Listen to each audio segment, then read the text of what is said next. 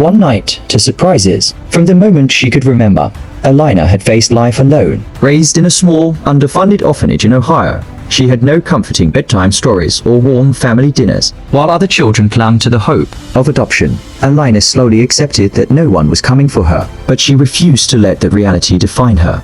Channeling her pain into purpose, Alina worked relentlessly through school, earning a full scholarship to study law at one of the nation's most prestigious universities. She was brilliant, but not welcome. Her peers, born into old money and elite families, sneered at her thrifted clothes and late-night shifts at the campus diner. She became the target of snide remarks.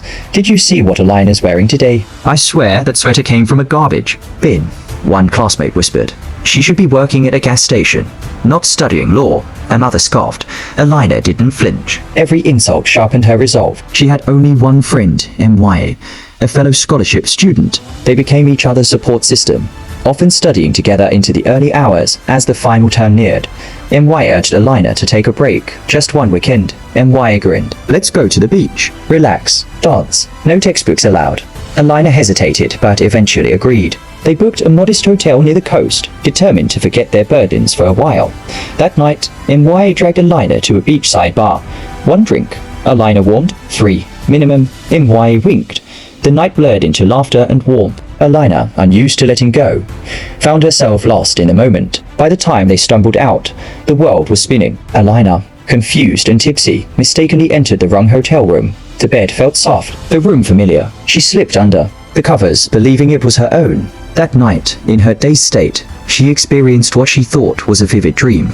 Warmth, strong arms, whispered words, intense and surreal, but when she awoke, her blood ran cold. The scent of cologne lingered. A man lay beside her, a stranger. Her belongings were scattered across the room. Panicking, Alina gathered her things and fled before he stirred, her heart pounding in horror. The man, upon waking, was equally stunned. His name was Elias Kingston, sole heir to Kingston Global, a multi-billion-dollar conglomerate. He had argued with his father that night, stormed out, and gotten drunk at the same bar. The last thing he remembered was whiskey, then fragments of touch, a woman's scent, the birthmark, a small crescent on her shoulder. He never forgot. Back in her room, MY immediately sensed something was off. "You disappeared," he teased. "Spill." Alina flushed. "It was a mistake. I was a virgin, MY." Maya's eyes went wide. "You what?" "To a stranger." "Alina, that's wild. We never speak of this again." Alina whispered. Months passed. Alina buried herself in school, but her body betrayed her. Nausea, fatigue, then the missed period. One test confirmed everything.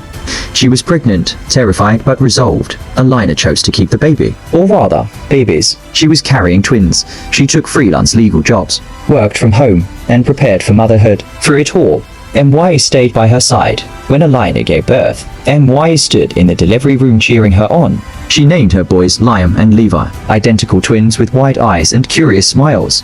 Alina raised them alone for 3 years, juggling motherhood and work. She became known for her legal brilliance and resilience. By the time her boys were 6, she had landed a job at a prestigious firm. One fateful day, she took them to a birthday party. Unaware of their inherited allergy, they ate strawberries. Minutes later, they were rushed to the ER as Alina paced outside the emergency room. Liam and Levi snuck out to explore the hospital. They ran straight into a man in a wheelchair.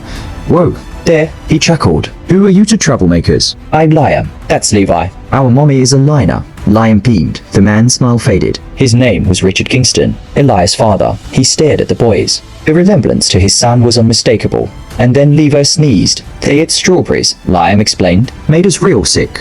Richard's heart skipped. The Kingston men had a hereditary strawberry allergy. It couldn't be a coincidence. Richard ordered a DNA test using his vast influence. The results left no doubt. The boys were Elias' sons. He confronted his son days later. "Elias, you have children." "Twin boys," Elias blinked. "That's impossible." Richard handed him the test. Elias paled. The woman, I can't even remember her face. Just a scent, sandalwood, and a birthmark. "You're meeting her," Richard said flatly. "I don't want any part of this. Too late. They need their father, eventually." Elias agreed to meet Alina, but before he could, Richard visited her himself. "Miss Alina," he said, handing her the DNA results. "There is no doubt. Liam and Levi are my grandsons, and while legally my son has no claim after all this time, I would like to make things right." Alina froze, her world tilting. The man from that night, the father of her boys, Elias Kingston, and so began a story not of scandal, but of fate, because sometimes one night and two surprises can change everything.